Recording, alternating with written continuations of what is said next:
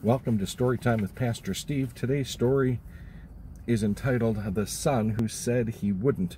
If you notice, today I'm sitting in my car. Today I'm at my son's baseball tryout, and while he is out there, I'm sitting in my car, and I'm thinking, how many times has he said he would do something and didn't?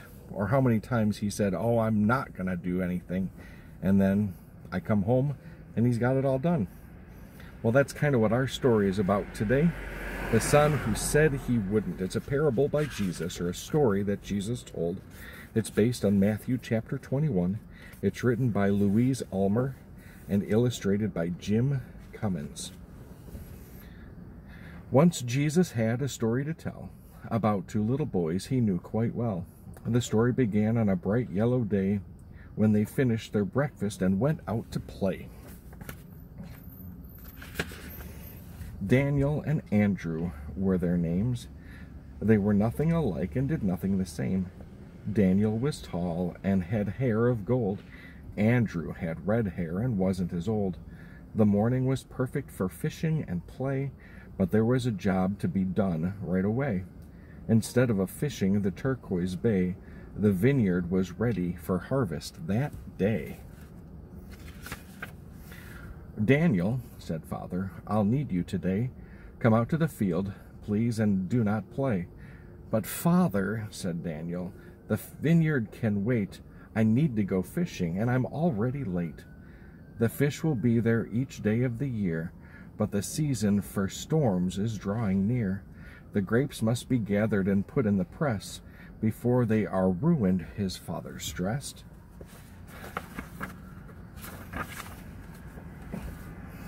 But Father, said Daniel, I'm tired of this farm. I'm sick of the goats and the smell of the barn. I need a day off to go down to the sea. If you work today, it will be without me. He seems rather angry. Daniel picked up his blanket and grabbed his lunch.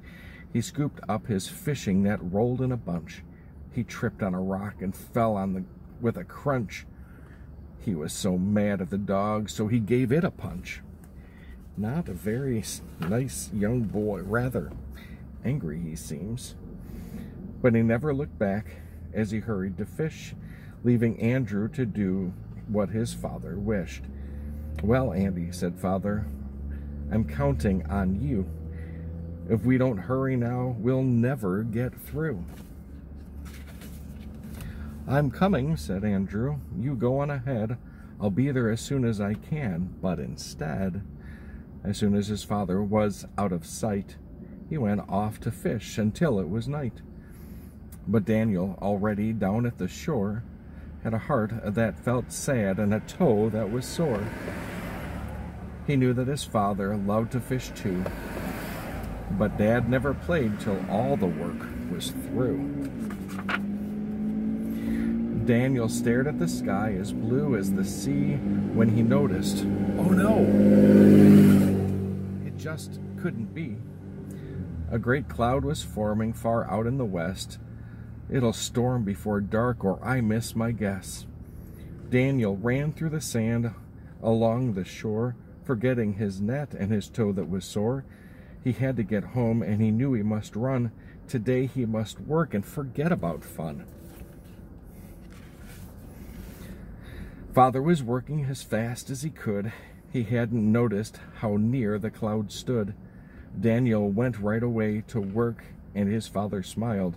Father thought, Andrew's coming along in a while. But Father and Daniel worked until noon, and Father kept thinking, Andrew's coming soon. The rain cloud grew gray. Daniel started to worry. I wish Andrew'd get here in a hurry.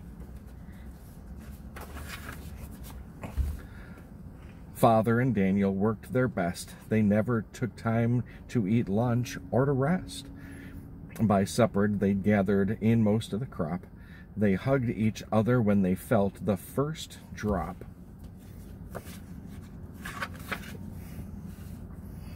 Meanwhile, Andrew was out in his boat, lazily watching the driftwood float.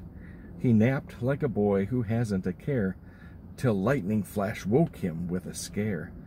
The sky was dark and the thunder crashed madly. Andrew wished he was home, and he wished it badly. If he'd known it would rain, I'd have helped Father gladly. Now the grapes will be ruined thanks to me, he said sadly. The sun had gone down when the thunderstorm ended. Andrew's nets and his sail would both need to be mended. The day that he thought would be so much fun was a miserable mess before it was all done. Now I must face Father, he said with a sigh. I must tell him I'm sorry for telling a lie. I told him I'd help with the work today, but as soon as he left me, I ran away. And what do you think Andrew did right then? He headed straight home to face up to his sin. But Daniel had left his father and mother to go out and look for his little brother. At last, in the rainy dark they met, cold and hungry and tired and wet. But they'll never forget what they learned that day. When their father needs help, they will never go play. So Jesus had a story to tell of two little boys he knew quite well.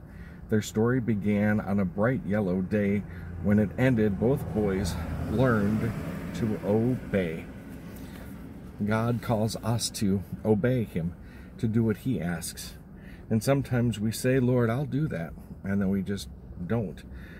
And sometimes we remember what God's told us to do, and even after we said we wouldn't do it, we find out that that's actually what we really need to do, and so we do it. My prayer is that we would be more honest, and that we would be open to follow whatever God has led us or called us to do. May he bless you today and every day.